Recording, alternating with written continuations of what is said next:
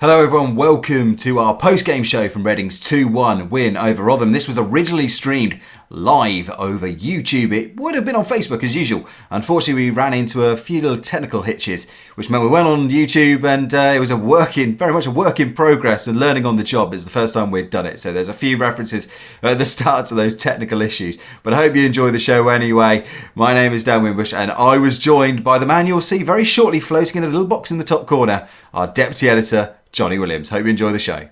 Johnny, I suppose we'll kick it off while I do the technical bits and pieces. Pulling the curtain back there. What did you generally make of the win over Rotherham? What's your initial reaction as you get home? Relief. I think relief is the main word for everyone, really. I mean, I posed the question to you at half-time, which was a worse/more embarrassing half-time score? Norwich 6, Reading 1, or Reading 0, Rotherham 1. And I mean, obviously I wasn't at Norwich, so I don't really know how that felt, although I imagine it must have felt pretty bad. But to be 1-0 down at home at half-time to a historically bad Championship team that had never been leading a game at half-time in the Championship this season, it was really pitiful. And certainly for the first, 10, 15 minutes, we looked at 50%, if that, and Rotherham were clearly very up for it. And sure enough, they get confidence, they grow into the game and get a goal. And a team like that, as soon as they have a goal, all they're going to do is try and protect it and put 11 men behind the ball. And I think we do still struggle to break down sides when they're doing that, when they just got everyone behind the ball. But luckily enough, we did manage to get the win in the end. I thought there was two really, really good moves. The second one especially was a really, two incisive passes. Danny Williams with the first and then Chris Gunter with the second. Finished off by my main man, John Swift. And yeah, we managed to get the win in the end. And, I think everyone came into the game expecting that it would be a bit of a walkover. But, these are the tough tests that you have to face in the Championship. And, sure enough, I think this win and probably the Fulham, not Fulham, Norwich defeat will really sort of sharpen the players' minds. Nothing is given to you in this league. Whether it is just trying to hang on for a draw or trying to get a hard-fought win against a team that's already relegated. Yeah, nice to see some people are finding us, by the way, before I chime in with my reaction to that. We've got Dennis Crowley saying, "Come on, you R's, good morning from Los Angeles." Good morning, Dennis. Nice to have you with us. Mike Crone is saying, first half was truly awful, wasn't it? But 3 points is what counts at this stage. Lucas L. Buxy, you R's. And Joseph Johnson has got the key question, can we still get automatic promotion? Well, let's not sound head on. Let's look at the league table, Johnny. We'll have a look. Okay. Before we get any further, here is the league table as it stands before Huddersfield's game with Derby. Obviously, that's a game that is taking place right now. But going into that game, we were third in the table, only 6 points behind Newcastle with 3 games to go. So, is there any lingering hope? No. Good. I'm sorry. Yeah, I'm glad we agree. Well, if you look at it, I mean, it's 6 points plus 35 goal difference. Which, when you think that this is a team that's second and third, and the difference in their goal difference is 35, that's something that's quite incredible. But I mean, they're running. They've got Preston at home and Barnsley at home and Cardiff away. So none of those games are particularly gimmies. But you'd expect them to get, the 3 points they need. Certainly to fend off us. And, you can't forget that Huddersfield, if they are they winning at Derby, they'd leapfrog us and they still got a game in hand, so they can actually go, 2 points behind Newcastle. Yeah, and I think, are they still leading at the moment as we sit here recording this? They certainly were 5 or 10 minutes ago. Yeah, they were at half-time. So I thought Huddersfield were the team that were going to have the wobble. I thought they were going to be that team that faded away because they had those defeats. They got smashed by Bristol City. They lost at home to Burton. And I was thinking, it might be Huddersfield that had that wobble. But just that last-minute penalty that they got against Preston, that win, just seems to have just given that little G up. And they seem to be strolling over the line. I think the fact that Derby have fallen out of playoff contention means that their foot is off the gas. Nice to see lots more people joining in to the stream. Thank you very much for joining us. We've got Oliver Walsh in. one some girl by the name of Alison. You might have heard of her, Johnny. She's in as well. Dennis Crowley joining us as well. Dennis, hello, nice to have you on board. And Ryo's having a good old laugh at Leeds, because that is the other context. Okay, we put that to bed. Reading aren't going to get in the top two, as much as we want to dream. But the playoffs now are looking, we're 3 points away. Let's just say it, we're there. We're there. Unless something utterly ridiculous happens, we're going to be there. But Leeds, on the other hand, not going so well. Results here today. And as you can see, it didn't go well for poor Leeds United. Losing 1-0 at home to Wolves. They are on the wobble. And they are the team that now find themselves on the outside looking in. Who's going to miss out for you, Johnny? I still think it will be one of Fulham and Sheffield Wednesday. I mean, Leeds, as we've seen, they've lost. Well, they've only got one win in their last 5 games now, actually, which I hadn't realised that they're in quite such a poor run of form. But I think the fact that Fulham and Sheffield Wednesday play each other on the last day of the season is really sort of the kicker there. Although it would be quite amusing if you had some sort of situation crop up where one of these where they if they both draw, then they both get in the playoffs and Leeds lose out. I'd really like to see that happen. Yeah, I don't think too many would be shedding a tear, would they, if Leeds fall out? Especially Reading fans, given the amount of stick that it seems that most of us have had to endure from Leeds fans. They do seem a very rowdy bunch on social media, at least some of them. And there's a noisy minority, should we say? It might be a majority, I don't know. I'm not the expert of such things. But anyway, let's get back. Before we have a look at the run-ins and other things like that, it's important we get back to Rotherham, because you've had your sort of 2 cents on it earlier for those of you just tuning into the stream now.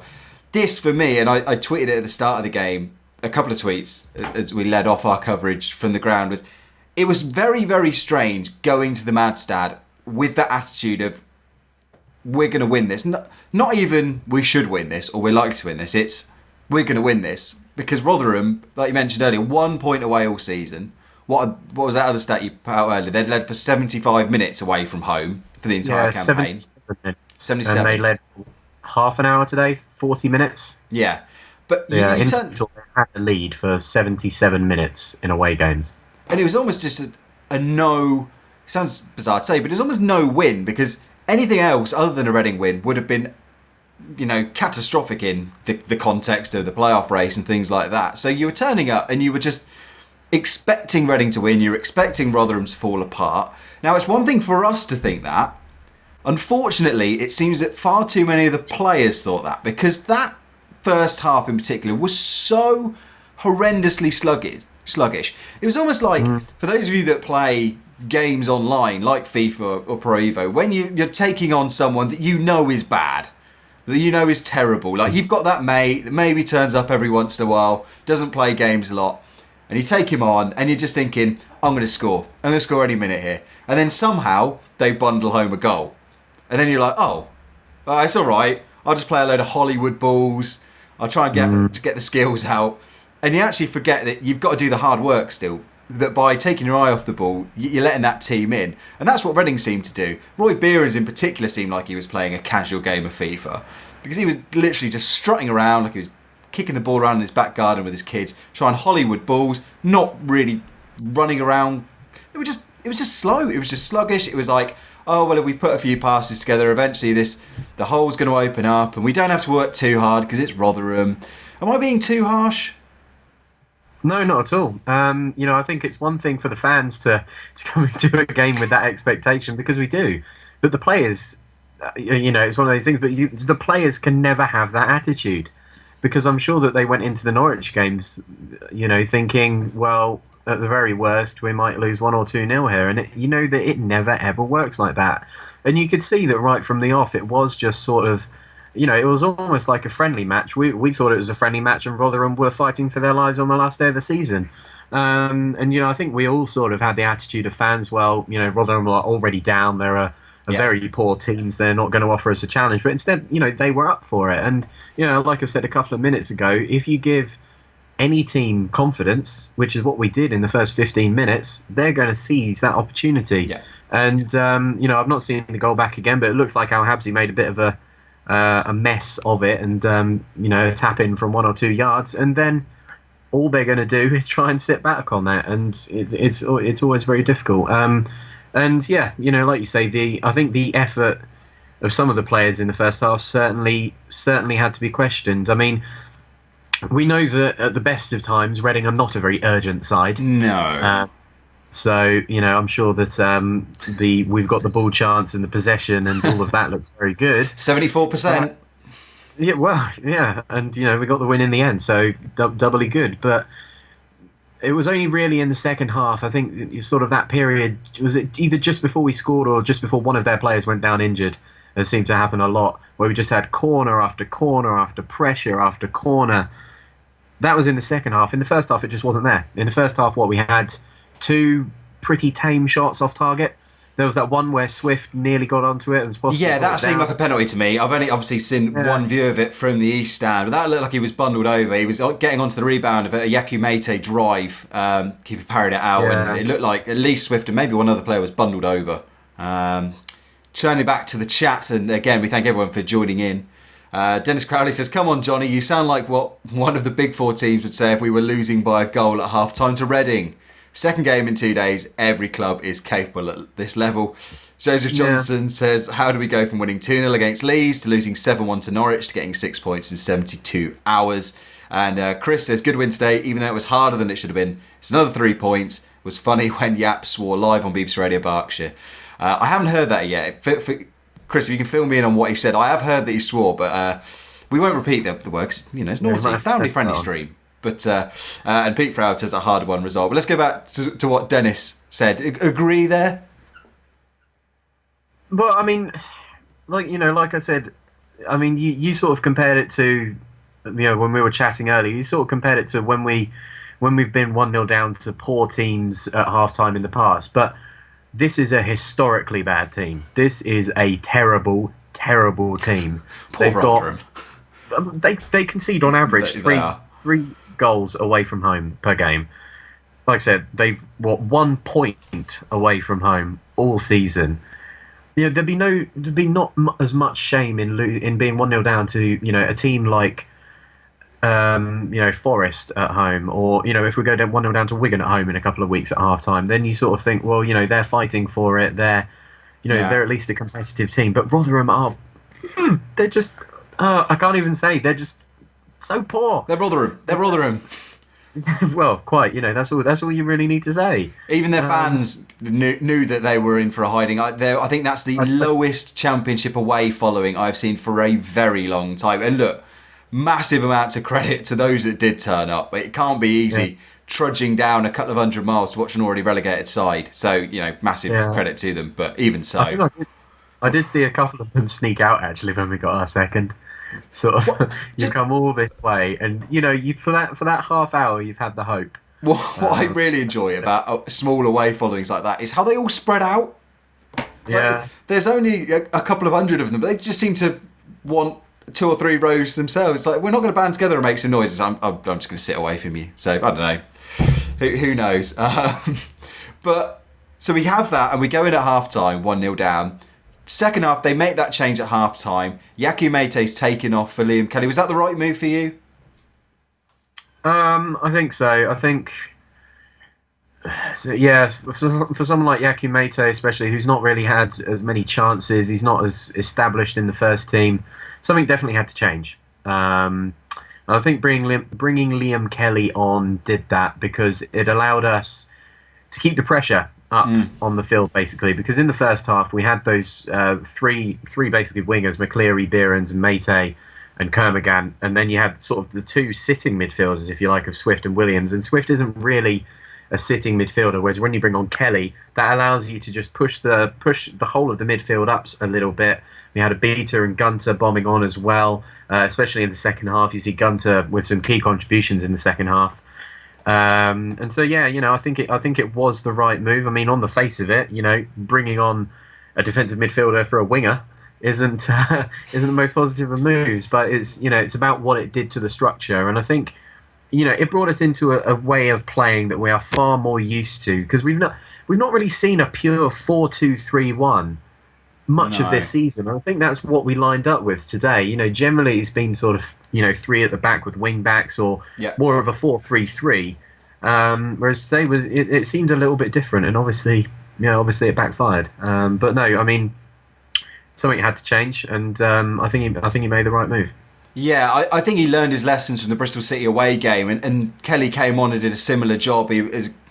They were a team that were defending that 2-0 lead and sitting very deep, getting men behind the ball, and Kelly came on and provided that little impetus and buzzed around. Thought Roy Beeran's very lucky to stay on at that stage, and the Yak just a bit unlucky of the circumstances. Then we get back on level terms from the second substitute, which is Lewis Grabban coming on for Beerans. 60 minutes too late as far as I'm concerned, but oh well. Cracking effort, and it does seem, as we really hoped and we talked about on podcasts and this show and other media, that one goal has given him that confidence, and now it's 2-2. And with him scoring a couple, you've got Joseph Mendes, who seemingly had a bit of a niggle today and couldn't make the team. Suddenly running, I've got people who can, alongside Jan Kermit, can put the ball in the back of the net in the forward positions. Yeah, and it was an absolutely brilliant finish from Grabban. I mean, as sweet as a strike as you're going to see, and I think, his first goal that he got for us was a penalty. But getting this one from open play, and then you could see almost after that the confidence was coursing through his veins. There was that one bit where he sort of did a few pirouettes on the ball, and then he had 3 Rotherham players all around him and just somehow span out of it. And so individually for him to get the confidence up at this time of the season is brilliant. And Beerans, well, I think just before he was substituted, he had that air shot, didn't he? Which was another pirouette, but perhaps not quite what he was intending. Beerans isn't a player you want when you're chasing a game or when you've really got to force the game. I think he's a very skillful player that when a game is 50-50 and he might have that little bit more space, he can do stuff. But when he's got to force the play and he's got to work harder, he just doesn't quite seem to relish those type of games. I understand completely why Yap played him. He's a player that Stam clearly has so much trust in, and given that it was the second game in 3 days, understandable. But Grabban, I think, can consider himself very unlucky not to be starting. There is that unfortunate position though for Grabban. He did so well sort of leading the line against Villa, but when Jan's in the team you just can't. Jan's got to lead the line because he's not really a winger, so you have to force Grabban out wide or he doesn't play at all. So I feel a little bit unfortunate for him. Yeah, I mean the thing is, we've seen as well with Yapstam that he almost has his favourites, and you see that someone like Beerans tends to start most games. But I think we've seen today that Grabban has the ability, when we are chasing a game and when we're attacking. And again, we saw that with his assists to Aston Villa as well. 2 brilliant pieces of play to put Joseph Mendes in for the 2 goals as well. So, I think with many of these players, it just takes a bit of time for them to bed into the team, to learn their style, and he's finally coming good. I mean, I think we said he hadn't scored a goal in 2 years, but that doesn't make him a bad player. November 2015 against Arsenal, I think. Yeah, and now 2 come along at once. Yeah, absolutely. Well, look at. I was just going to say before we move on and talk about those run-ins and any other business that's cropping up. Let's have a look at how we've scored the players. Now these are our ratings from the day. We will have official ratings up on the tilewestend.com in the next day or so. That is young Ollie, who's done the last couple of shows here on YouTube. He is the man with the pen this week for the Tile West End, so go head over to the website for that. He's got a gnome as well now. Won himself a gnome. Did he win the half-time game? Because I was out talking to one of our fellow Tile West End editors. Good for him. Good for him. And if you sit in the East Stand, he's done us proud. Excellent. Well, next time he's on YouTube, we'll have to show off. But anyway, these are our ratings. So I think you've been a little bit more generous than I have, maybe.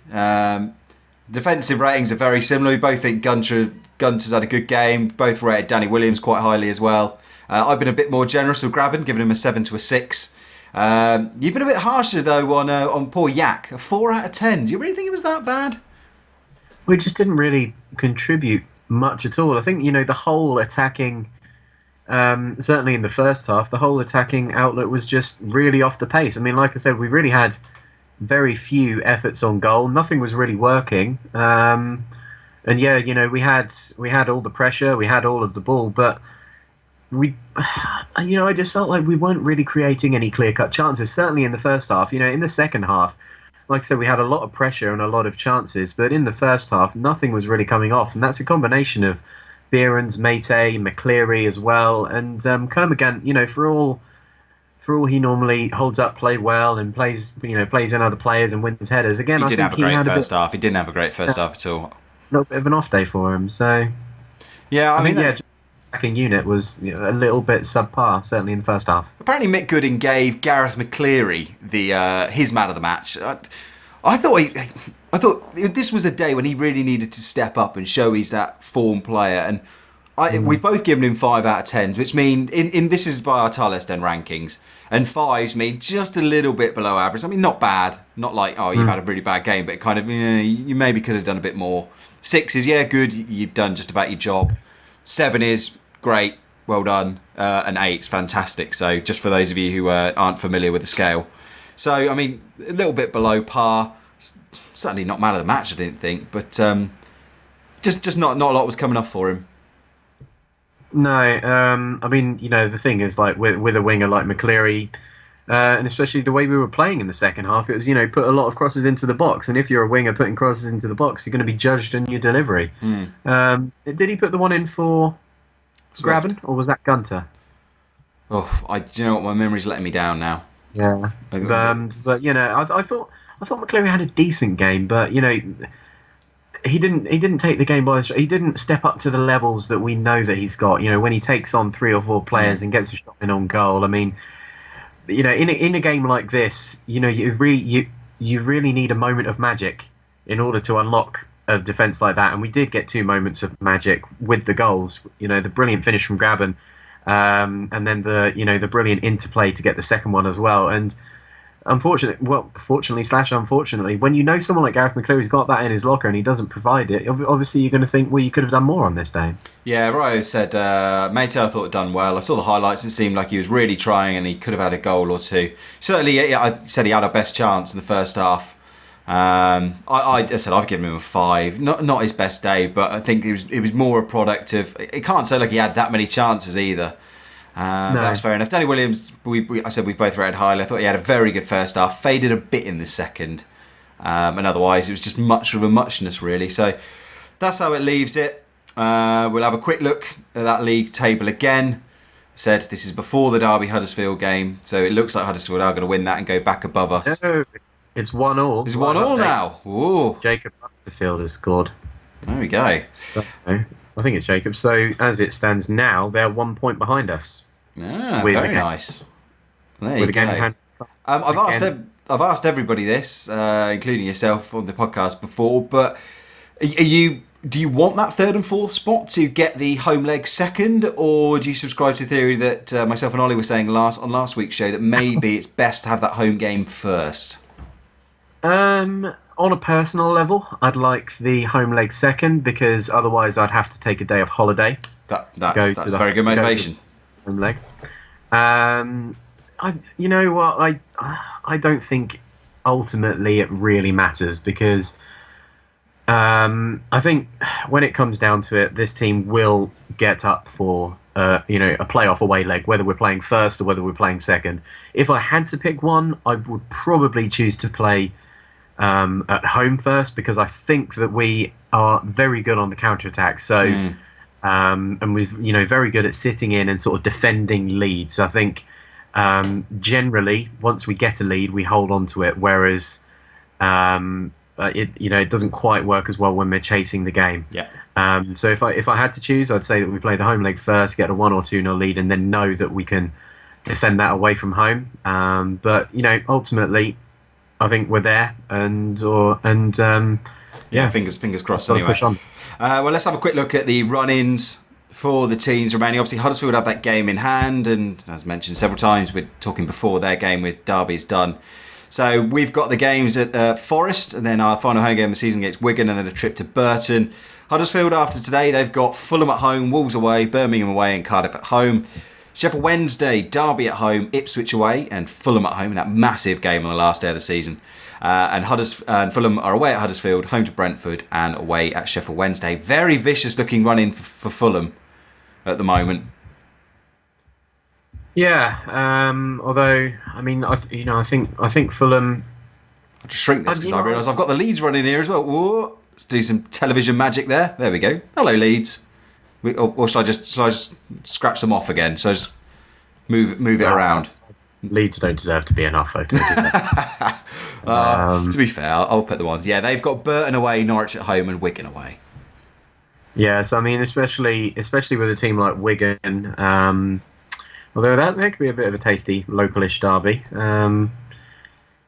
Yeah, I mean, like you say, Fulham have probably got the hardest run in, especially with Huddersfield and Sheffield Wednesday. And so, if one team was going to drop out, it would probably be them. But then, at the same time, if they manage to get in off the back of those results, then you've really got to fear them. So, yeah, I mean, I think we're there. I think Huddersfield are there. Sheffield Wednesday, again, sadly, I think Leeds are going to sneak in because I think Sheffield Wednesday have got some tough games. I mean, Ipswich, you look at them and they beat Newcastle today, and Sheffield Wednesday have got to go there. And so, yeah, I think whilst we are enjoying the fact that Leeds are 7th, I do think that there will be in the top 6 come the last day of the season. So, again, asked this of you before. We were all saying before that I think we wanted to avoid Leeds. Do you still subscribe to that theory? Who would you ideally want? I mean, there's 4 teams we could potentially get in that semi-final. Who would you most enjoy a 2-legged game against, and who would you not want to get? I would least like to get Fulham because, like I said, I think they are the form team and the momentum team. If they get in from this position, and they've scored a lot of goals against us. I was going to say they've scored a lot of goals generally, but they have also scored a lot of goals against us at Craven Cottage earlier in the season. So they're the team that I'd like to avoid if they get in.